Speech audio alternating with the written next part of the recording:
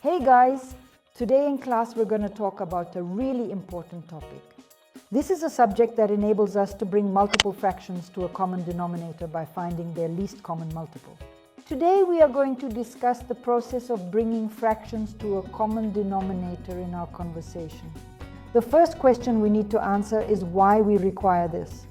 The issue is that in order to add or subtract fractions or compare fractions, we will need to find a common denominator. This is an essential step in the process and cannot be ignored if we want to obtain accurate results.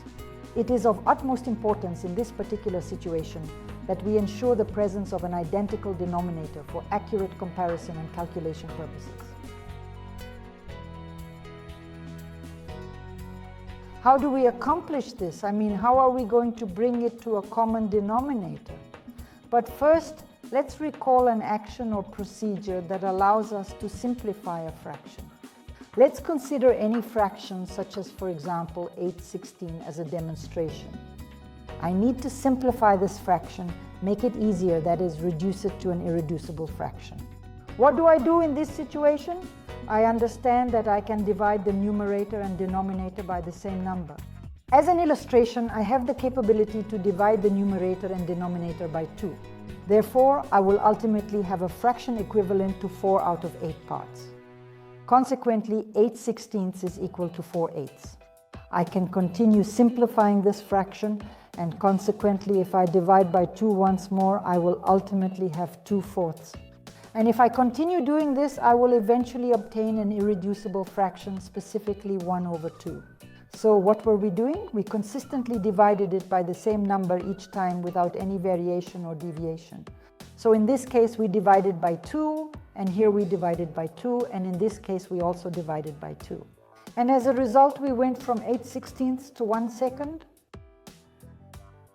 But the thing is, we can use this operation to simplify the fraction. That is, to make the numerator smaller and the denominator smaller. But we can also go in reverse order if we need to. So we can either go in this direction, simplify the fraction, or we can use the main property of the fraction and increase this fraction in order to get some other denominator. Hey, check it out! In this case, we have a denominator of 16. In the fractions that follow, we have denominators of 8, 4, and 2, respectively. So I have the ability to do certain things in order to make changes to this denominator. So this is the property we're going to use when we're going to bring 2 or 3 fractions to the same denominator. But of course, we will start with only 2 fractions. Let us take the simplest example. So I am currently writing down the fraction 1, 2, and I proceed to write down the fraction 1/3. Just to inform you, we actually have different denominators. Here the denominator is 2, and over here the denominator is 3. I need to ensure that the denominator is the same both here and in this particular case. What do I have to do for this? Certainly, I can utilize the fundamental characteristic of a fraction and gradually multiply both the numerator and the denominator by the identical number. So I am able to convert 1 into 2 and transform it into a fraction of 2/4. I can also do the same with this fraction if I multiply by 3. So let's write here that if I multiply both the numerator and the denominator by 2, then I get the fraction 2/4. To get the fraction 3, 1 multiplied by 3, 3/6, I'll multiply by 3 and obtain the result. Additionally, I have the ability to multiply, for example, by 5. Consequently, I will obtain 5/10. So I am able to obtain different denominators each time, whatever I require. I can keep doing these actions and get a whole bunch of fractions. I can do the same thing with a fraction of 1/3. So let's multiply the numerator and denominator, let's say by 2.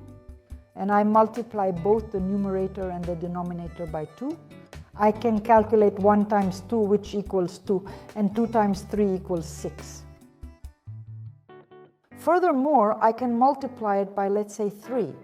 So if I multiply 1 by 3, the outcome will be 3. 3 times 3 is equal to 9. Therefore, I ended up with a fraction of 3/9. I am capable of writing numerous fractions. However, the issue is that I require the identical one. Essentially, I have to obtain the identical denominator. We will examine it together. Consequently, I obtain a fraction of 3/6, whereas in this scenario, I have 2/6. So basically, I made the denominators equal. So from 1 to the second, I obtained a fraction of 3/6. And in this case, I ended up with a fraction of 2/6 from 1/3. Therefore, I ended up with the same denominator. And I brought these fractions to a common denominator. But of course, this method is not exactly convenient because I'm going through these fractions. How the heck do I make this easier? Obviously, there are numerous ways to get everyone on the same page. But today we're only going to cover one method. Alrighty then. So, in order to get two fractions to have a common denominator, I have to, find the least common denominator, guys. Or the LCM, which stands for the least common multiple for the numbers 2 and 3. I have 2 and 3. What am I doing? My task is to find a number that is divisible by both 2 and 3. And then 6. Why? Because 6 is divisible by 2, and that would be 3. 6 is divisible by 2, so the result would be 3. And the result of dividing 6 by 3 is 2. I wonder why I felt the need to write down these particular numbers. So here, just so I do not forget, I make a note of the calculation. 6 divided by 2 equals 3. In this particular case, I will jot down the number 2. These numbers are commonly known as extra multipliers. This is my 2 cents. Now we multiply 3 by 1. Let's write down the product of 3 and 1. By multiplying 3 by 2, we find that it is equal to 6 divided by 2, resulting in 3/6. And here, guys, I multiply 2 by 1. And when I multiply 2 by 3, it turns out to be 2/6.